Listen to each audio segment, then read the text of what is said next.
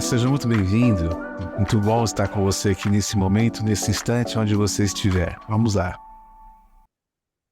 Ok, então agora sim, oficialmente, nós adentramos no nosso assunto e aqui nós começamos a nossa caminhada, né? Eu, nós queremos então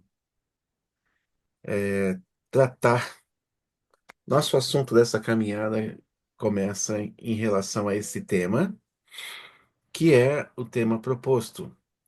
Eu sou. O eu sou é um tema que está relacionado ao tema central da nossa igreja, né? Neste ano de 2025.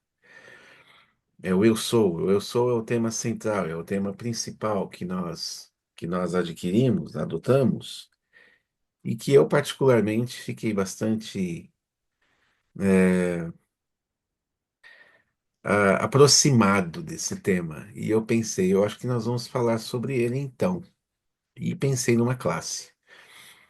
E esse eu sou seria para nós, então, nessa caminhada, nesse semestre, algo que diz respeito ao conhecendo Jesus em suas 7 afirmações, de acordo com o Evangelho de João. Então, a nossa proposta é tratar das 7 afirmações de Jesus sobre o eu sou. Como você deve conhecer, eu sou o bom pastor, eu sou a porta e bato, enfim, eu sou as relações do eu sou com o Evangelho, né? Eu sou o caminho, a verdade, a vida.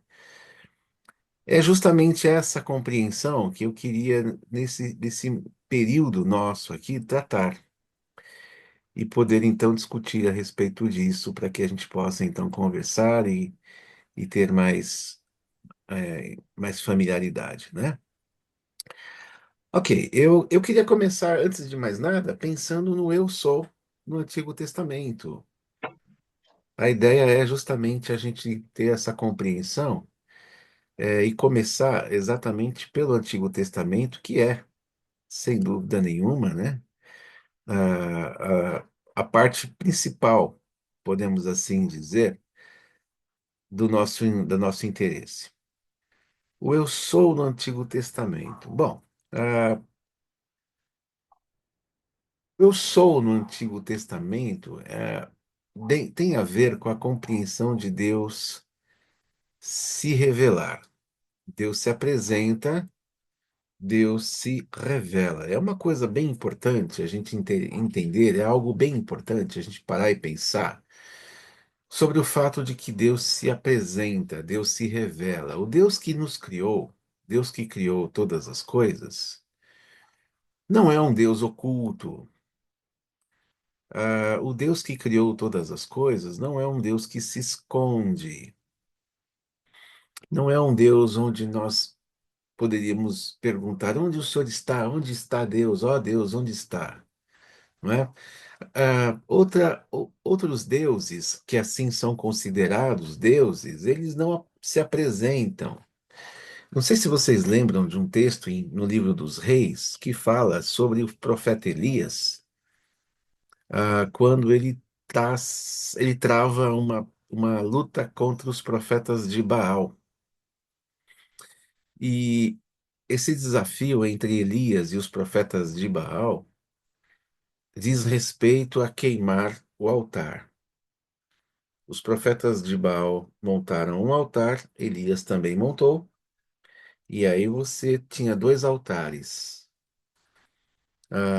E aí começa com os profetas de Baal, invocando Baal para que Baal queimasse o altar, ou, né?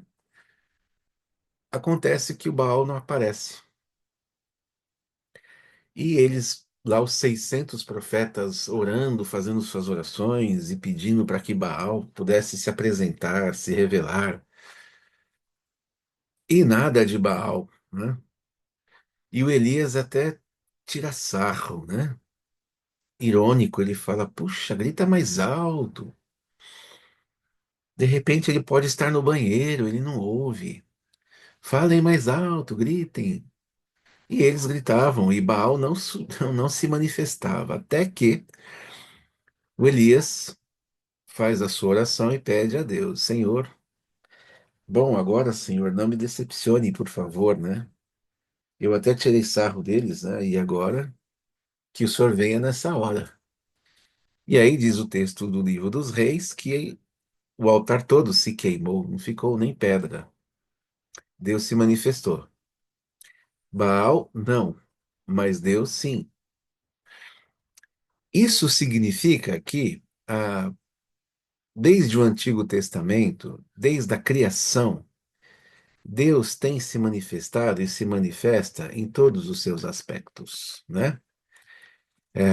Deus, ele não fica a re- no vácuo para responder alguma coisa que se possa falar, que se possa dizer. Veja que isso tudo começa no Jardim do Éden. Veja, o Jardim do Éden foi o lugar onde os momentos lá que aconteceram, que ocorreram, houve uma convivência entre Deus e o casal. E lá Deus se apresenta. Veja que Gênesis 3:8 nos diz que quando ouviram a voz do Senhor Deus, que andava no jardim pela viração do dia, esconderam-se da presença do Senhor Deus, o homem e sua mulher, por entre as árvores do jardim. É interessante, porque aqui você tem Deus se apresentando aos homens, ao casal, né, nesse caso, né? Na viração do dia, o que dá a entender que Deus se encontrava basicamente com esse casal todos os dias. Por que não, né? Viração do dia, que é basicamente o momento em que escurece, o final da tarde. Isso dentro da concepção judaica sempre foi assim, né?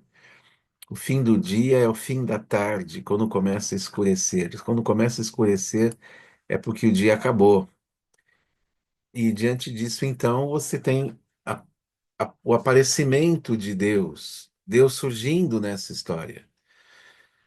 É Deus se revelando, é Deus aparecendo, é Deus estando com Adão e Eva, sem a necessidade de que eles precisassem orar, que eles precisassem falar alguma coisa que obrigava Deus a surgir, mas não, Deus mesmo vinha. Eles não viam a Deus, porque Deus nunca se mostrou, mas com certeza eles ouviam a voz de Deus de alguma maneira, né? De alguma forma, eles escutavam a voz de Deus. Isso no Éden. Isso dentro da compreensão do Éden. A questão é que, com o pecado do ser humano, isso dentro do capítulo 3 de Gênesis, que narra a queda do homem, o pecado, como nós vemos lá, nós lemos lá, Deus ele expulsa os dois, o casal, e ele expulsa da sua presença. Ele expulsa do jardim, né? E a presença de Deus, então, se torna distante em relação a eles dois. De forma que Deus, então, ele passa a não ser visto da maneira que era visto anteriormente. A tal da viração do dia não mais acontece. Com a expulsão do casal, com o fato dos dois não estarem mais no Jardim do Éden e, consequentemente, não estarem na presença de Deus, isso traz então um distanciamento, traz não mais uma presença marcante da parte de Deus. Tanto Adão quanto Eva vão precisar, a partir daí, a cuidarem de si mesmos e não terem a assistência direta e revelatória de Deus como acontecia antes. Isso por conta do pecado. Então veja que o problema do pecado é, sem dúvida nenhuma, uma busca de uma interrupção, um obstáculo entre o Deus que fala e o ser humano que ouve. À medida em que o pecado, ou no momento em que o pecado surge, cria-se um muro entre Deus e o ser humano. Um muro de relacionamento que até então havia, que acontecia, que era real, era verdadeiro, podemos assim dizer, né? Mas que perde o seu efeito por conta justamente de que o homem, com o pecado, com a situação do pecado, gerou. E isso faz com que, então, o distanciamento aconteça. Isso faz com que Deus se revele agora não mais de uma maneira como ele se revelava anteriormente. Deus vai falar com o homem agora de uma forma muito mais indireta, de uma forma muito mais esporádica, podemos assim pensar. Bom, Deus se apresenta, Deus se revela, assim ele caminha até ao encontro com Moisés, quando na sarça ardente. Eu aqui estou dando um pulo bem significativo, né? Poderíamos até pensar antes sobre Deus falando com Caim, cadê seu irmão? Poderíamos até pensar antes em Deus com relação a Noé, Deus falando com Noé, olha, construa uma arca, e recolha um casal de cada espécie, você, sua família e um casal de cada espécie. Deus falando com Noé, porque Noé, aos olhos de Deus, era o único justo naquela história toda, né? Ok, mas nós pulamos essa história toda e, inclusive, até passamos a Abraão, né? Na verdade, nós passamos por Abraão aqui e nem vivemos a realidade do Abraão. Bom, então caminha até o encontro com Moisés, quando na sarça ardente. Ali, Êxodo capítulo 3, versículo 2, o anjo do Senhor, diz o texto, o anjo do Senhor apareceu a ele numa chama de fogo no meio de um espinheiro. Então Moisés viu que o espinheiro estava em fogo, porém não se queimava, né? Veja que a presença de Deus aqui então se faz presente, se faz real, de acordo com aquilo que Deus queria falar com Moisés. Nós temos aqui então uma clara evidência sobre a realidade da manifestação de Deus na, diante de Moisés, se revelando, se apresentando de uma forma ou de outra. Isso é se revelar, isso é se apresentar. Nós estamos falando sobre esse aspecto do eu sou, que se apresenta, que se revela no Antigo Testamento, porque antes mesmo de nós chegarmos lá no Novo Testamento, antes mesmo de nós pensarmos no Novo Testamento como um momento quando Jesus aparece, surge, fala com os discípulos, se demonstra como eu sou, e é o que nós vamos tratar nas outras aulas, ainda assim, nós temos uma presença muito marcante aqui no Antigo Testamento. E aqui a gente vê de uma forma muito clara, a sarça ardente é o que nós chamamos, por exemplo, de uma teofania. Teofania, que é uma expressão que diz respeito a uma manifestação de Deus.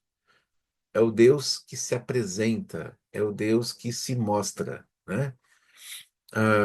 E essa teofania, essa manifestação de Deus, onde Deus é ouvido, acontece, no caso aqui, de uma forma muito marcante, com Moisés, em Êxodo 3, versículo 2, onde Moisés se encontra com Deus, ouve a voz de Deus, Deus fala com ele, Deus trata com ele, pede aquilo que pede a ele, para que ele pudesse seguir as suas ordens, e inclusive mais tarde libertar o povo, né? E aí, quando você vê lá, por exemplo, o texto de Êxodo 3, de 13 a 15, veja que Moisés diz: quando eu for falar com os israelitas e lhes disser, o Deus dos seus antepassados, veja que é o contexto da sarça ardente, né? Deus está conversando com Moisés. Deus se manifestou e se revelou. E o Moisés, depois de ter ouvido a Deus, ele fala: Olha, quando eu for falar com os israelitas e lhes disser, o Deus dos seus antepassados me enviou a vocês, eles vão me perguntar qual é o nome dele. Aí o que é que eu digo a Deus? E Deus disse: Eu sou quem sou. E disse ainda: Você dirá o seguinte: Eu sou, me enviou a vocês. O Senhor, o Deus dos seus antepassados, o Deus de Abraão, o Deus de Isaque e o Deus de Jacó, me enviou a vocês. Este é o seu nome para sempre, e assim ele será lembrado por vocês em todos os tempos. Então, o Eu Sou é um nome que fica para sempre. E esse nome nasce exatamente nesse momento, em Êxodo capítulo 3. Então, eu estou dando a origem para vocês do Eu Sou. A origem do Eu Sou é aqui, porque o próprio Deus fala a Moisés quem ele é. O Moisés foi muito correto. Ele falou: Senhor, olha, eu vou falar todas essas coisas. O Senhor está me mandando falar. Eu vou falar. Mas e se eles perguntarem quem é esse Deus? Como é o nome dele? Que nome que eu digo a ele? Diga a ele que o Eu Sou está falando com você. Então, não, Deus não tem um nome? Não, Deus não tem um nome. Por que Deus não tem um nome? Porque o nome limita uma pessoa. O nome, por exemplo, o meu nome é Joerley. Começa daqui e vai até o dedão do meu pé. É um limitador. É, na verdade, aquilo que traz a característica finita de quem eu sou. É, a pessoa só consegue me conhecer a partir do meu nome. Quem é o Jorley? O Jorley é aquele sujeito lá de 1,70 m e pouco, que é assim, assim, assado, da família tal, tal, tal. Existe um limitador ao meu respeito. Quando se trata de Deus, eu não, eu não consigo dar um nome para Deus, porque Deus não se limita. Então ele diz: Eu sou. O senhor é quem? Eu sou. Eu sou quem eu sou. Eu sou é uma abrangência muito maior. O eu sou tem a ver com algo muito mais extenso, muito mais expansivo do que a gente possa imaginar. É algo que está além exatamente da compreensão. E existem outras formas de se chamar o Eu Sou, né? O Adonai, o Eterno, né? O Senhor, o Altíssimo. Nunca a gente consegue pensar, olhando para o Antigo Testamento, em Deus, caracterizando-o com um nome, porque Deus não se caracteriza com um nome. Por isso que o Eu Sou existe. Por isso que o Eu Sou está aí na nossa compreensão, né? Muito bem. É, Deus se apresenta e ele se revela por meio da lei no Monte Sinai. A realidade é que existe esse momento onde Deus vai se revelar, Deus vai se mostrar, Deus vai se apresentar, né, através do Monte Sinai. E é interessante, porque você vê aí que a lei passa a ser algo muito mais forte em relação àquilo que Deus faz. Deus falou com Moisés no Egito, nós acabamos de ver Êxodo 3, e aí o texto vai andando, vai caminhando, a história do Egito vai acontecendo, e mais tarde, quando eles saem do Egito, quando justamente eles estão fora do Egito, em Êxodo 32, você tem aí o momento em que a lei é apresentada. É o momento do Sinai, é quando Deus, então, escreve. Êxodo 32:16, o texto diz: o próprio Deus havia feito as placas e tinha gravado nelas os mandamentos. É em Êxodo 32:16. Mas nós percebemos que muito antes de Êxodo 32, Deus então se apresenta no Sinai. Moisés está com o povo depois que passa do Mar Vermelho. E naquele momento, quando eles estão diante do Sinai, o momento em que Deus vai escrever as placas e vai escrever a lei, Deus mesmo escreve, como eu coloco no texto aí de Êxodo 32. O próprio Deus havia feito as placas e tinha gravado nelas os mandamentos. Deus se revela, Deus se manifesta agora de forma escrita. É o primeiro momento em que há um escrito. É o primeiro momento que nasce a escritura. Se você for pensar, quando é que a Bíblia nasceu? Quando é que a palavra de Deus nasceu? Basicamente no Sinai, no momento em que Deus escreve, não que Moisés escreve. Moisés vai escrever o texto do Pentateuco, Gênesis, Êxodo, Levítico, Números e Deuteronômio. Mas Deus escreve antes que Moisés, que Deus escreve as placas, né? E o que está nas placas vai ser encaixado em Êxodo 20, os 10 mandamentos lá em Êxodo 20, que se repete em Deuteronômio 5. Então, Deus escreve.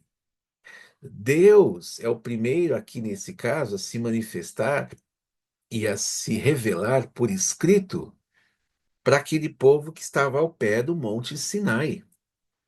Estavam lá aguardando Moisés descer. Pois é, então Deus com seu próprio dedo, eu até achei aqui uma figurinha que pudesse. É claro que é uma figura assim bastante propensa a dizer que Deus tem uma mão, né?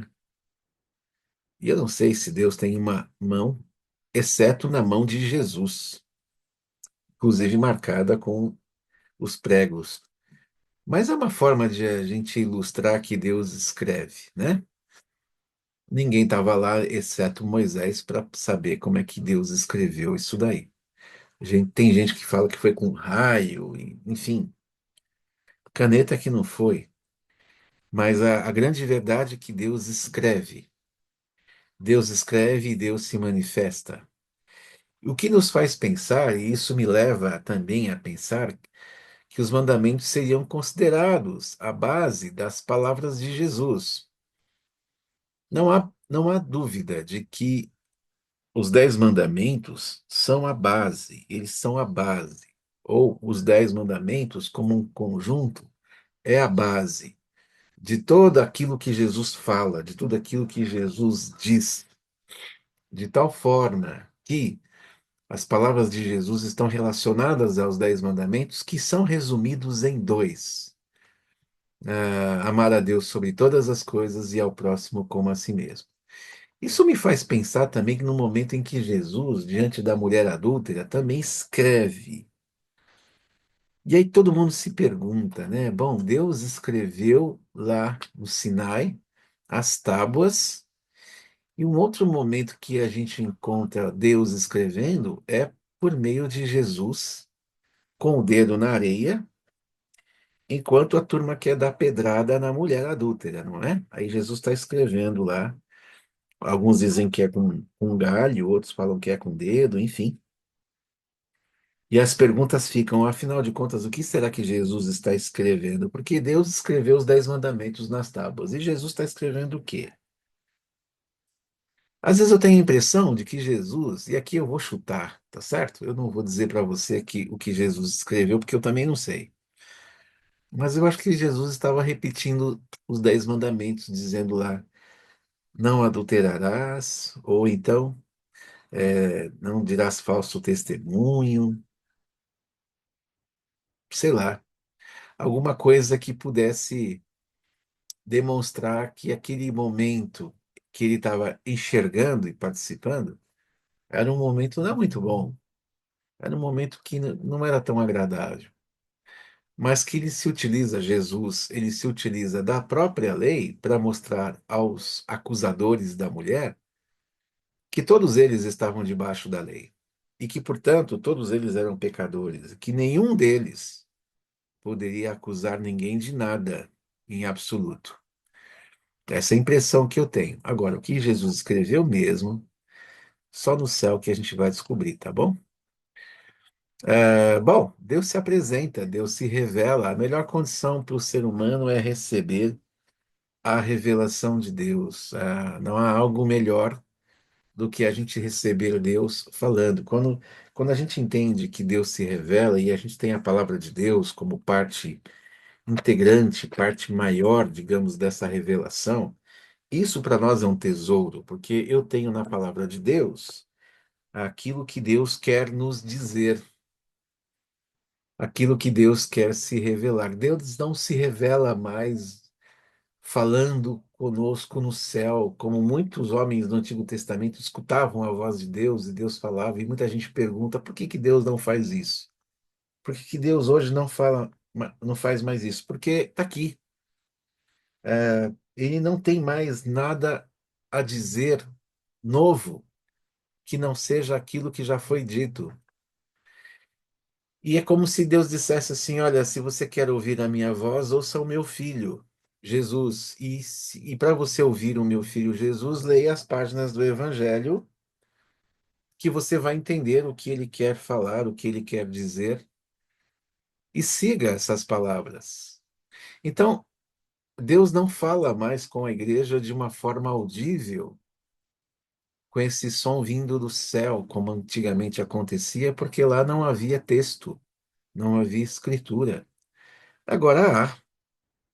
E os nossos olhos da fé, eles podem muito bem se firmar nessa compreensão.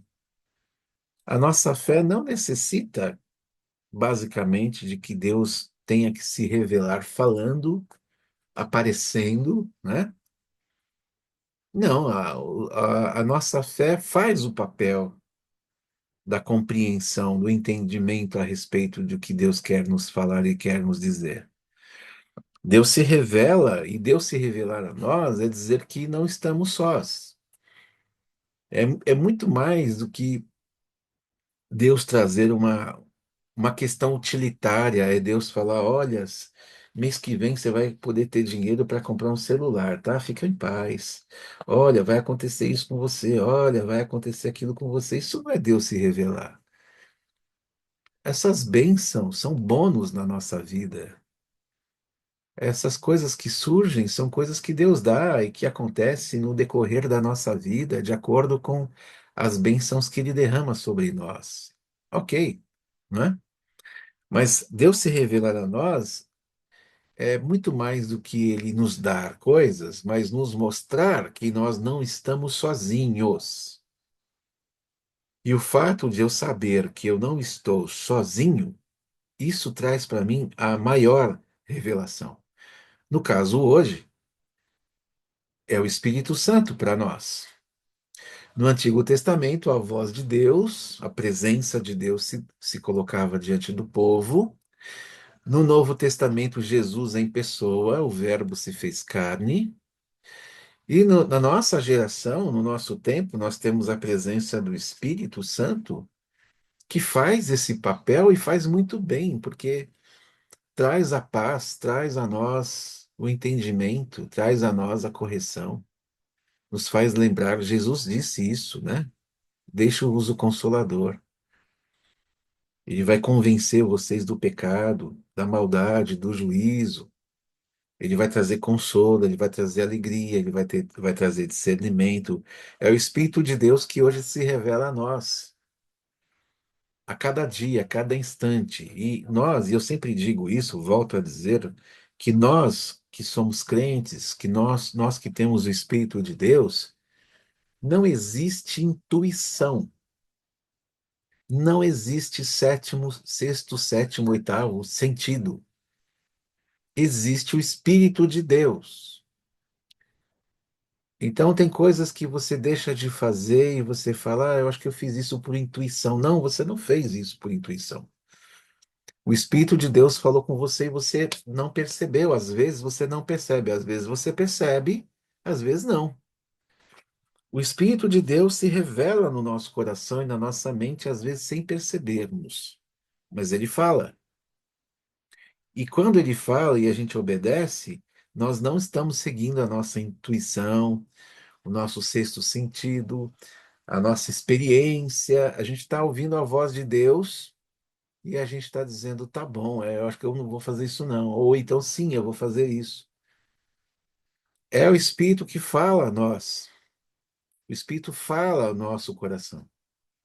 E tendo nós o Espírito de Deus, a gente segue, a gente vai atrás. E às vezes a gente nem percebe. E eu acho isso ótimo, né? Porque é sinal de que Deus fala conosco, mesmo que a gente não esteja muito atento, né? Pois é. Não estamos sós. E essa solidão nunca aconteceu. Nunca aconteceu a solidão. Até mesmo quando o casal saiu do Éden, Deus ainda assim os acompanhou para onde eles fossem. Não havia mais aquela comunhão, aquela presença constante da viração do dia, mas Deus não tira seus olhos, não tirou os olhos deles. Não há dúvida. Tanto que Deus acompanha tudo. Até quando Caim lá matou Abel, Deus vai lá falar com Caim. Deus está sabendo das coisas. Deus está acompanhando, né? Ah, e o fato de nós não estarmos sós e Deus se revelar, isso acontece também em relação não tão somente a Deus falar, aos profetas falarem, a Jesus aparecer no devido tempo, mas a própria criação. Por isso que eu aqui estou emprestando o Salmo 19, porque o Salmo 19 todo ele é uma demonstração clara da revelação de Deus. E eu uso aqui apenas o versículo 1 ao 4, quando diz, eu acho que você conhece, né? Os céus proclamam a glória de Deus e o firmamento anuncia as obras das suas mãos. Um dia discursa a outro dia e uma noite revela conhecimento a outra noite. Não há linguagem, nem há palavras, e dele não se ouve nenhum som. No entanto, por toda a terra, se faz ouvir a sua voz, né? E as suas palavras chegam até os confins do mundo. Salmo 19, versículo 1 ao 4. Essa é uma questão bem importante, bem interessante, porque aí a gente percebe o quanto Deus está presente, através da própria natureza. Veja que há uma progressão na revelação de Deus.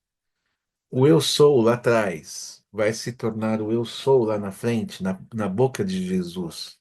Mas olha que há uma progressão. Deus Pai, Criador, a palavra, que vai se revelando cada vez mais. Daí o porquê desse crescimento progressivo, até quando chega no Filho, a pessoa, a revelação de Deus progressiva, até chegar no Espírito Santo, que é uma presença constante.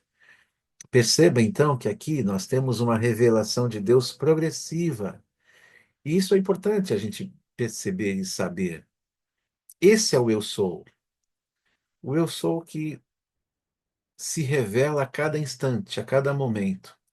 E eu faço questão de a gente pensar nisso antes mesmo de nós entrarmos no Evangelho de João e falarmos sobre as afirmações de Jesus, sobre ele ser quem ele é.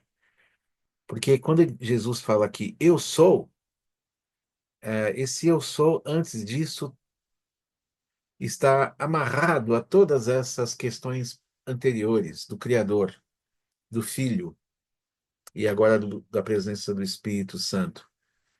Um eu sou presente desde a eternidade, um eu sou que não surgiu num determinado dia, mas que se fez presente desde a eternidade, né? Bom, aí quando nós entramos no Novo Testamento, aí você vê que Deus se apresenta, ele se revela agora no Novo Testamento, onde nós temos lá o verbo, a palavra logos, no grego, né? Logos, e o logos se fez carne, se tornou pessoa e habitou entre nós. João capítulo 1, versículo 14. É como se nós disséssemos que ele se tabernaculou entre nós. Deus se tornou pessoa, Deus se materializou no Filho Jesus e habitar entre nós é a mesma coisa que tabernacular. É lembrar do tabernáculo. Tabernaculou entre nós. Isso se remete ao Antigo Testamento, porque o povo tinha a presença de Deus por meio do quê no deserto? Tabernáculo. O tabernáculo no deserto marcava a presença de Deus, assim como o templo, mais tarde, marcava a presença de Deus. Então, agora, com a encarnação, com Jesus encarnado, Deus encarnado, que é o Filho, ele se torna o tabernáculo, ele habita entre nós. Nós abrimos mão do tabernáculo, nós abrimos mão do templo e nós constituímos a presença de Deus em Jesus. Eu não tenho mais a necessidade de seguir uma coluna de nuvem ou de fogo, como acontecia no deserto, né? Eu não tenho mais a necessidade de ter um templo para que eu possa visitar. Eu não tenho mais essa necessidade. Porque agora eu estou diante daquele que é o tabernáculo em pessoa. A pessoa de Jesus substituiu completamente as figuras do tabernáculo e do templo. Ele se tabernacula. Eu até encontrei uma forma de verbalizar o tabernáculo, né? Tabernaculou, ele tabernacula entre nós. Essa expressão não existe no português, não. Eu estou criando aqui um que nós chamamos de um neologismo, né? Estou inventando aqui um verbo para entender melhor o que a gente quer dizer, tá? Então ele se tabernaculou entre nós. Isso aqui é a demonstração clara da sua encarnação. É pensar, então, exatamente no fato de que a lei, a profecia, toda a história de Israel, ela adquiriu pernas, porque veio a nós aquele que é a própria lei. O apóstolo Paulo fala que a lei é Cristo. Quem segue a Jesus, quem ouve as suas palavras, cumpre a lei. Então a lei adquiriu pernas. A profecia, ela se concretiza em Jesus. Jesus é profeta, é filho de Deus, é o próprio Deus, é o sumo profeta, é o sumo sacerdote, é o Adão definitivo, né? Então, quando você ouve a voz de Jesus, você está ouvindo todo o cumprimento de profecia, você está escutando tudo aquilo que diz respeito ao que Deus quer falar. É a manifestação clara e definitiva daquilo que Jesus significa. Deus pessoalmente veio nos visitar, Deus pessoalmente veio a nós falar conosco. Deus se apresenta, Deus se revela agora no Novo Testamento. É o ápice, digamos assim, que está no próprio Deus vindo até nós, pessoalmente, vindo até nós, de maneira clara, de maneira evidente. Antes de qualquer ação ou palavra de Jesus, ele já fala. A vinda de Jesus, quando ele surge, ele já incomoda, ele já chama a atenção. Os magos do Oriente, os sábios do Oriente, vão ao encontro de Jesus porque souberam que ele nasceu. Jesus não está falando nada, mas souberam que nasceu aquele prometido. O Herodes fica maluco porque ele fala: Poxa, esse menino vai tomar o meu lugar, esse menino vai roubar o meu trono. Vão lá, sábios do Oriente, me digam onde esse menino está. Me revele aquilo que diz respeito a ele. Eu preciso saber, né? Para depois querer matar todos os meninos mais novos, né? Todas as crianças e tudo mais. A bem da realidade, pois, então, é que Deus se revela antes de tudo isso, no seu nascimento. Ele se revela na sua própria concepção. Deus se apresenta, se revela quando nós vemos o anjo que vai até Maria falar de Jesus. Ah, o anjo vai conversar com Maria, Mateus capítulo 1, e ele vai dizer a ela que nascerá dela o Filho de Deus, concebido pelo próprio Espírito Santo, né? Essa é uma das primeiras revelações do Novo Testamento. Mais tarde você tem os próprios sábios do Oriente que vão visitar Jesus. O rei Herodes está interessado em deter Jesus, Mateus capítulo 2. Aqui a gente vê que o eu sou está agitando o cenário da história. Tá percebendo que a vinda de Jesus, ainda como bebê, está mexendo com as estruturas. Deus se revela em estar presente, tão somente a sua presença ou abençoa aqueles que recebem essa bênção, ou incomoda aqueles que não o querem por perto. Mas ele sempre está se revelando.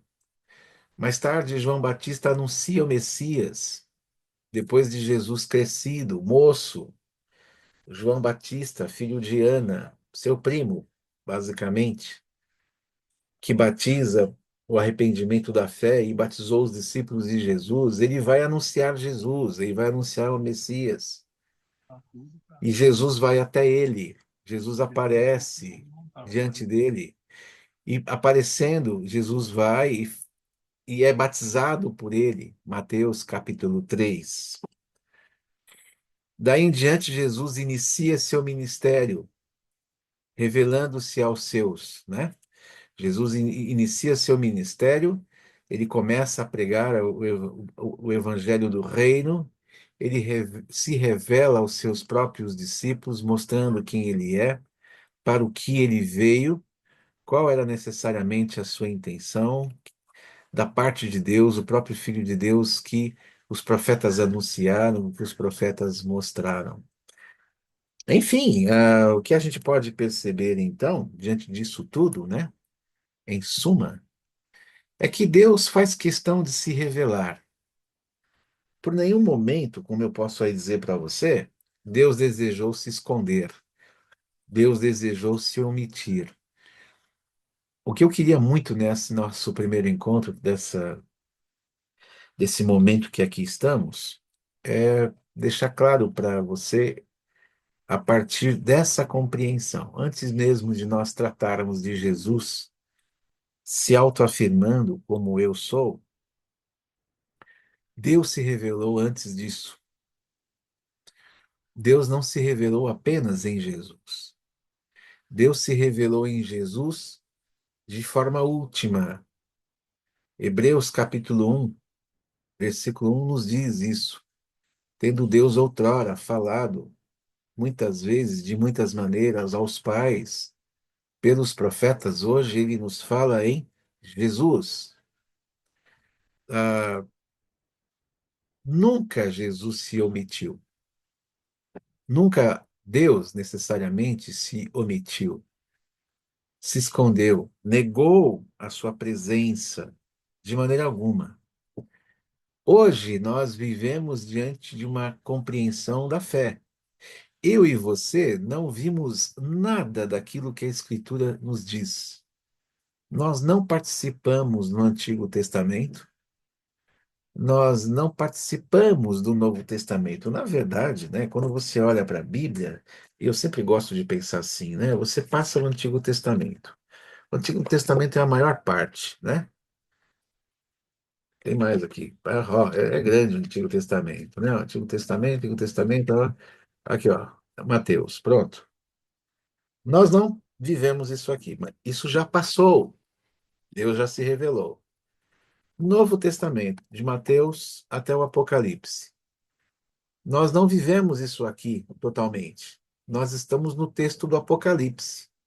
Nós estamos aqui, no fim. Tudo isso já passou. E nós estamos esperando terminar, concluir. Portanto, como é que a gente sabe que o que passou para trás é real, é verdadeiro?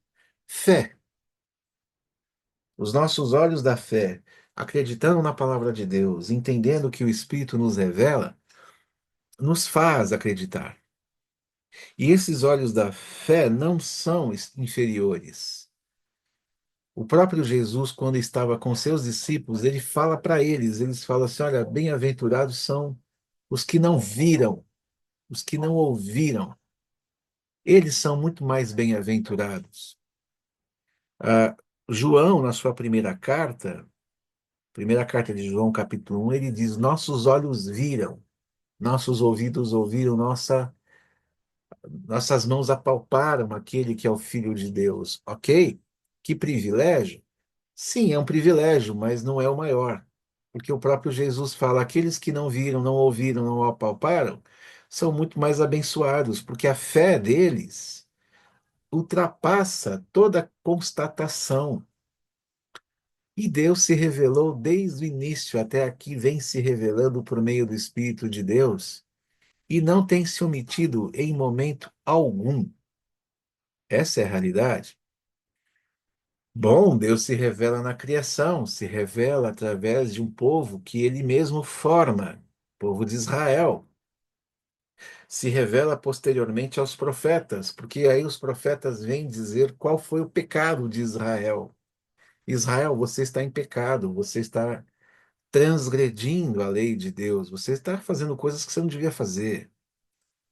Depois ele vem e se revela em Jesus, diante da graça e da misericórdia que há nele.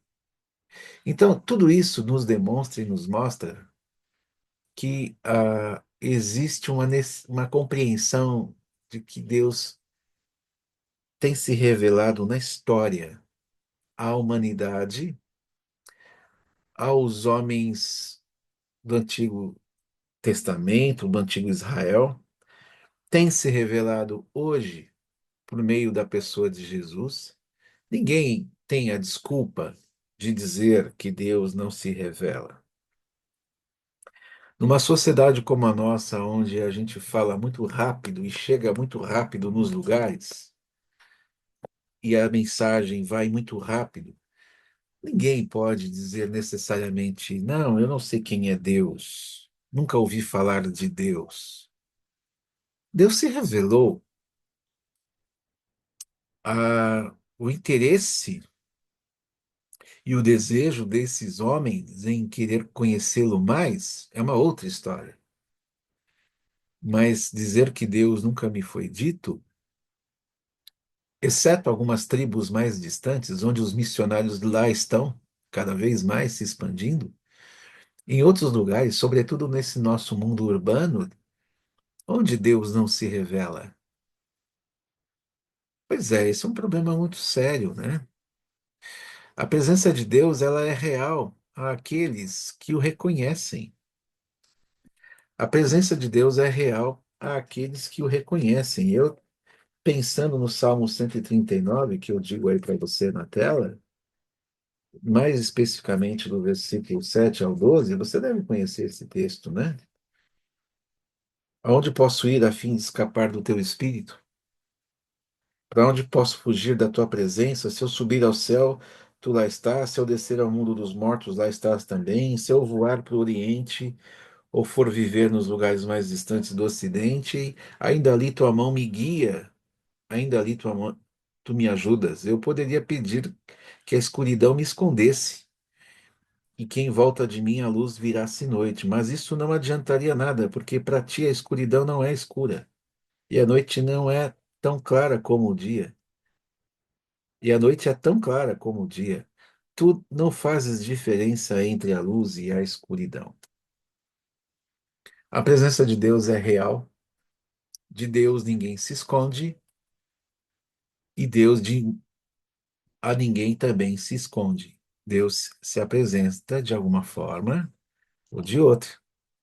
A palavra se torna gente, Deus vem a nós em pessoa, como nós vimos. João, Evangelho de João, que é o texto que nós vamos trabalhar nas aulas próximas. O Verbo se fez carne, a palavra se tornou pessoa. Deus veio a nós nos visitar. Ele se tabernaculou em nosso meio. Essa é uma demonstração clara de uma revelação completa, especial do próprio Deus. Imagina, Deus veio pessoalmente. Se você fala, mas cadê Deus? Não, Deus veio pessoalmente, Deus esteve entre nós, Deus se tornou o ser criado. Eu crio um telefone. Eu não tenho capacidade de me tornar telefone, certo? Eu criei o telefone. Ok, tá aqui. Qual é o poder que eu tenho de me tornar também um telefone para poder estar junto dele? Nenhum. Deus criou o homem e se tornou um homem como o homem é, para estar com ele, para se revelar a ele, para dizer: estou aqui, para mostrar para ele o reino, a salvação, o plano de Deus, para chamá-lo a fim de que ele possa se arrepender dos seus pecados.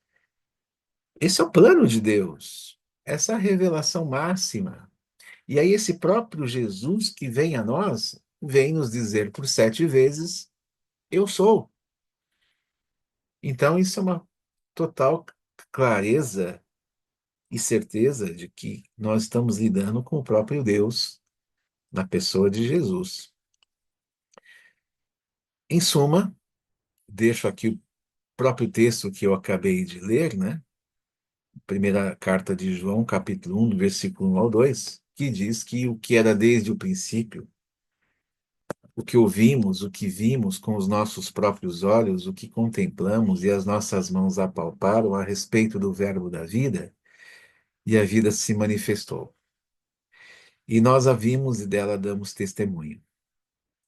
E anunciamos a vocês a vida eterna que estava com o Pai e nos foi manifestada. Jesus veio a nós. Jesus veio e está conosco. Jesus surgiu no nosso meio e ele continua vivo com o seu próprio corpo. Não conosco, ele está com o Pai. Mas depois que ele ressuscitou, ele mostrou as marcas dos discípulos. Ele disse a Tomé: toca, para você ver se não sou eu. E o Tomé tocou. E aí o Tomé percebeu que era Jesus, né? Ah, esse Jesus que está vivo, ressuscitado e que está presente. O Espírito Santo é como se Jesus estivesse conosco. Deixo-vos o Consolador, o outro Consolador. Ele vai fazer a mesma coisa que eu faço. Não vos deixarei sós, órfãos. Estarei convosco todos os dias até a consumação dos séculos. A presença de Jesus é uma presença clara e evidente por meio do Espírito, com os nossos olhos da fé, que não exigem que Jesus esteja aqui exatamente, mas conscientes estamos de que ele está. E nós não precisamos ter a mesma experiência que João nos relata aqui, porque nós entendemos que ele está. Ele se revelou, ele se apresentou a nós. E daqui para frente, nós vamos falar o que ele disse. Eu sou. Essa é a nossa proposta para os próximos encontros. Ok, muito bem, gente. Agora eu gostaria de deixar vocês à vontade para nossas perguntas. Se vocês gostariam de fazer perguntas, esse é o grande momento, viu? Vamos lá, gente. Agora sim vocês podem participar à vontade, tá? Abram os seus microfones, tá? Se, quando quiserem falar. Professor, Pois não. tenho duas perguntas, né? Sim, Primeiro, sim. se tem alguma passagem, em algum momento no Antigo Testamento, se a necessidade da oração. Porque no Novo Testamento eles perguntam, né? Jesus, né? Ensina a gente como orar e tal. Mas no Uhum. Antigo Testamento tem alguma menção sobre isso? Porque como que eles aprenderam que tinham que falar com Deus? Porque Deus ele se revela, ele descia, né? Depois Uhum. ele começa a ver de longe, né? Com binóculo, mas começa a ver, né? Sim, A sim. gente de longe. É isso aí. Essa é uma pergunta. e já quiser aproveitar já na outra, que é mais tranquilo. Na sarça, eu posso. É que eu vejo, né, que muitas vezes já até na faculdade lá, no ensino, ali era Jesus mesmo, porque ele aparece no texto original como um anjo, né? Sim, Só que sim, um anjo que aceita a adoração e fala, ó, onde você está pisando é Terra Santa. É a mesma passagem que aparece em Josué 5, se eu não me engano, sim, de um sim. anjo também. Pode falar que é uma cristofania, né, no caso, ou não? Bom, deixa eu começar de trás para frente. Vamos lá. A Tá, questão da transfiguração, e isso tem a ver com revelação, tá certo? É Jesus mesmo, porque, veja, o texto fala que é um anjo por conta. Há sempre uma mistura quando se fala do anjo, Deus, o anjo do Senhor, o Senhor. Essa vai depender muito da tradução que você utiliza, tá? Mas dentro de uma compreensão mais original, nós estamos tratando do próprio Jesus, que aqui ele está dentro, o texto fala de Marcos, eu estou pensando aqui em Marcos 9, né? Que Jesus ele está diante de uma situação brilhante, ele está brilhando na transfiguração com as suas roupas brancas. Daí, assim, daí uma leitura de impressão de que pudesse ser um anjo, mas era Jesus transfigurado, porque Elias e Moisés aparecem do lado. O que pode sim pensar? Elias e Moisés, eles não estão de uma forma muito clara para nós. É mais difícil você entender que Elias e Moisés estão do lado do que Jesus está no meio. Jesus, ele muda a sua figura de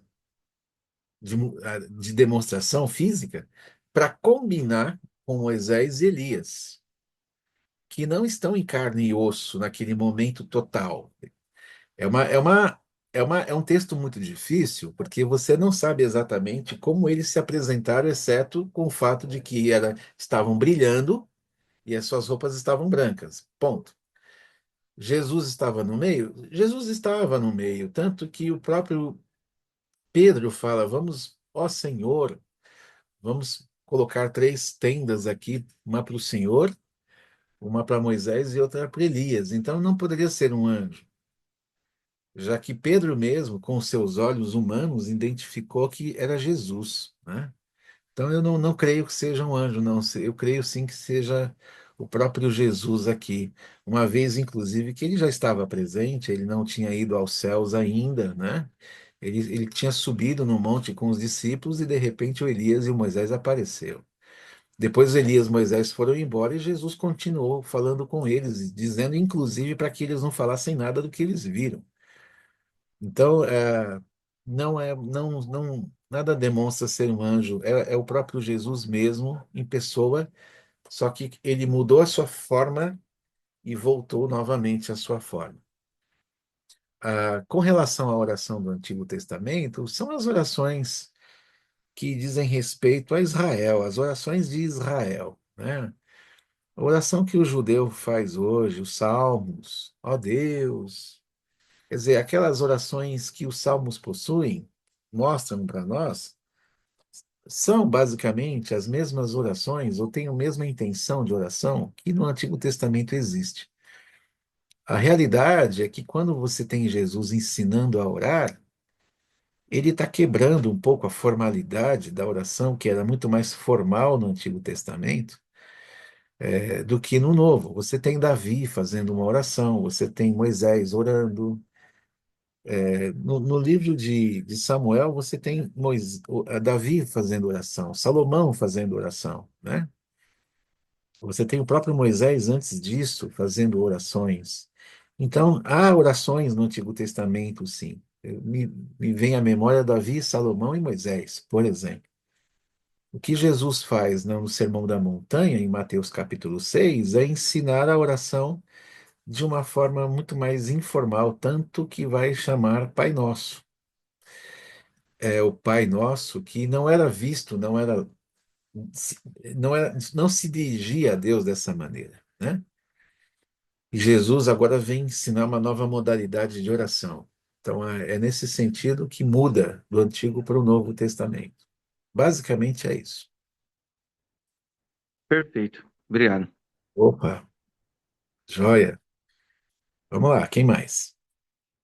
Pastor, em cima Cuidado. da pergunta, ele falou da sarça ardente, se era o próprio Jesus ou era um anjo, alguma coisa assim, não foi isso que ele falou? Ele falou Então, eu também tenho essa curiosidade, né? sim. Porque ele Aham, fala que a terra que está pisando é santa, né? tá. Aquela aparição era o anjo, era o próprio Jesus, ou era Então, Deus? o texto fala que era o anjo, né? Mas veja, Moisés trata a voz como próprio Deus. É a mesma, assim, são os acontecimentos do Antigo Testamento. Quando Deus surgia, quando Deus falava, os homens que ouviam nunca identificavam, na primeira instância, porque, afinal de contas, como é que Deus vai se revelar com voz humana? Como é que Deus vai se revelar em corpo? Então, o texto traz um olhar de um anjo, mas, ao mesmo tempo, o tratar de Moisés com aquela voz é um tratar para com Deus. Então, a resposta de Moisés é Senhor. Tá? Ele entende que ele não está falando com o anjo, ele está falando com o próprio Deus. Por isso que nós entendemos que não se trata de anjo. Não é Jesus também? Não, não é Jesus, porque é Deus quem está falando, né? É o Deus que estava no Antigo Testamento, o Deus do Antigo Testamento que estava no Éden, o Deus que fala com Caim, o Deus que fala com Noé, que fala com Abraão. E nós às vezes queremos centralizar isso em Jesus. Não. Nós podemos entender que o Deus que fala no Antigo Testamento é o Deus que diz respeito a Jesus, ao Espírito e ao Pai. É o Deus triuno. Quando nós vemos Deus falar no Antigo Testamento, nós podemos sim entender que esse Deus que está falando é como se o Pai, o Filho e o Espírito Santo estivessem falando. Sim, sem dúvida. Nós apenas não isolamos. Quem falou? Foi o Pai? Foi o Filho? Ou foi. Não. No Antigo Testamento nós temos Deus, nas três pessoas, falando. No Novo, é aí no momento em que Jesus aparece e tem uma manifestação maior, que aí Jesus está com eles, diretamente falando com eles. E assim mesmo Jesus se fala com o Pai nas orações.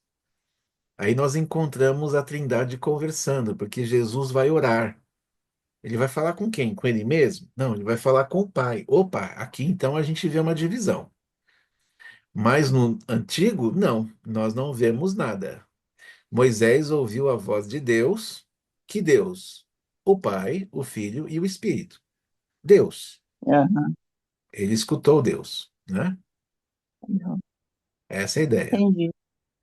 Entendi. E mais uma, pastor. E Pois ali não, no Vale de Jaboque, quando Jacó luta, né, eu já ouvi dizer que ele lutou com Jesus, né? Na verdade, ali, o texto fala que ele lutou com o próprio Deus, não é isso?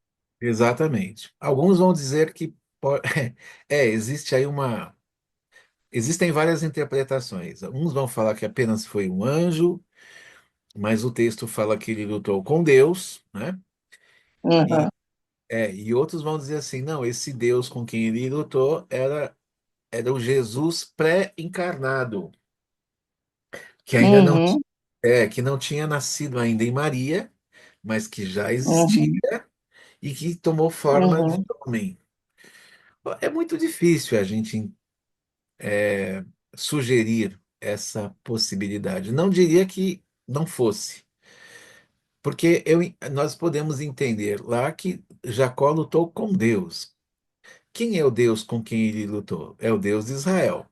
Quem é o Deus de Israel? É o Pai, é o Filho, é o Espírito Santo na nossa compreensão. Ah, qual dos três estava na pessoa, no ser humano que estava lutando com Jacó? Talvez Jesus pré-encarnado? Não sabemos. essa resposta não é, essa pergunta não dá para responder. A gente só consegue fechar o seguinte, é Deus, outra vez, né? Pastor, mas através do original não dá para entender isso, porque tem aquele lance do Jesus com a caixa alta, todo com, né, o Senhor com a caixa alta, aquela Sim, coisa toda lá que tem uma interpretação diferente. Não dá sim. para saber através disso? Então, o texto original só fala que é o próprio Deus. Ele mostra que ele lutou com Deus. Sim, o texto original demonstra que a pessoa com quem Jacó lutou foi Deus, mas não mostra. Uhum, O texto original não traz Jesus. O texto original não traz o Espírito, Ruach. Não traz aham, a pessoa de Jesus, Joshua, né? Que é Josué. Ele é aham, o próprio Deus, o anjo, mas que Jacó mesmo fala que eu lutei com Yahvé, eu lutei com eu sou, eu lutei com Adonai. Eu lutei. entendi. E ele demonstra isso sim, que aí a pessoa de Deus é a pessoa com quem Jacó lutou. Mas ele não traz Uhum. especificamente qual dos três. Isso não.